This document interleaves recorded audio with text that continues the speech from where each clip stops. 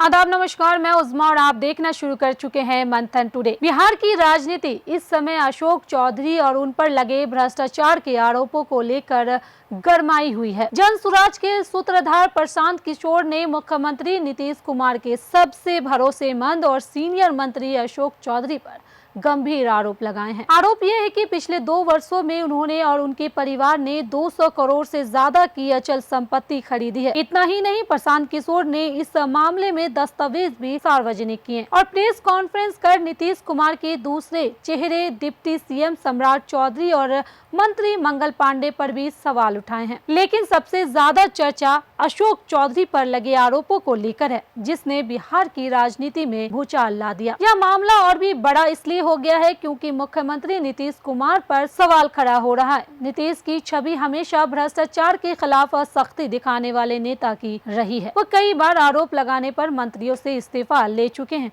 यहाँ तक कि उन्होंने लालू यादव पर भ्रष्टाचार का आरोप लगते ही गठबंधन तक तोड़ दिया था। लेकिन जब उनके सबसे करीबी और ताकतवर मंत्री अशोक चौधरी पर इतने बड़े आरोप लगे, तब वो अब तक खामोश है। 5 दिन गुजर गए, लेकिन उन्होंने ना तो जांच के आदेश दिए और ना ही अपने मंत्री से इस्तीफा लिया। यही चुप्पी इस पूरे प्रकरण को और भी गंभीर बना रही है। सवाल उठ रहा है कि आखिर नीतीश कुमार चुप क्यों हैं? क्या उनकी मजबूरी या राजनीतिक समीकरण उन्हें कुछ करने से रोक रही है? आरोपों से घिरे अशोक चौधरी ने अपने ओर से मोर्चा खोल रखा है और प्रशांत किशोर को 100 करोड़ रुपए का मानहानि नोटिस भेज दिया है।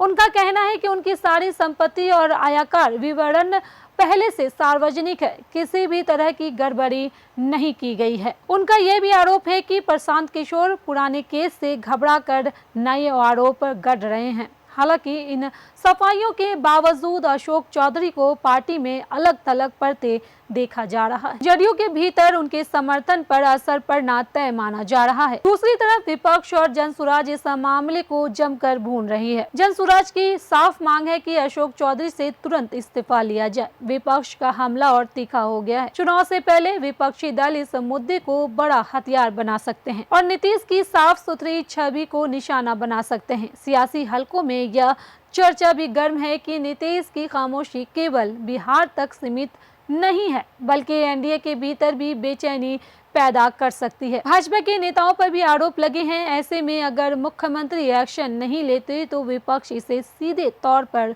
चुनावी मुद्दा बना देगा और कहेगा कि भ्रष्टाचार पर कार्रवाई का नीतीश का दावा सिर्फ दिखावा था। इस पूरे घटनाक्रम का राजनीतिक असर कितना गहरा होगा, यह चुनावी मैदान में साफ दिखेगा। लेकिन इतना तय है कि नीतीश कुमार की छवि दांव पर लगी है। वह हमेशा खुद को सिद्धांतों की राजनीति करने वाले बताते रहे हैं। अगर वह चुप रहकर इस मामले को टालते हैं तो विपक्ष को सीधा मौका मिलेगा कि नीतीश अब भ्रष्टाचारियों को बचाने वाले नेता बन चुके हैं। ऐसे में सवाल ये भी उठ रहा है कि क्या नीतीश कुमार अपनी छवि बचाने के लिए कठोर कदम उठाएंगे या फिर सियासी मजबूरियां उन्हें कुछ करने नहीं देगी। बिहार की जनता इन सब पर नजर रख रही है और आने वाले चुनाव में इसका असर साफ झलक सकता है। नीतीश कुमार अगर चुप्पी तोड़कर निर्णायक कदम नहीं उठाते तो यह मुद्दा विपक्ष के लिए बड़ा हथियार बनेगा और सत्ता की लड़ाई में जदयू को भारी पड़ सकता है। तो फिलहाल इस खबर में बस इतना ही। देश दुनिया की तमाम ऐसी बड़ी खबरों के लिए बने रहे मंथन टुडे के साथ ही हमारे चैनल को लाइक करें, सब्सक्राइब करें और फॉलो करना न भूलें। बहुत बहुत शुक्रिया।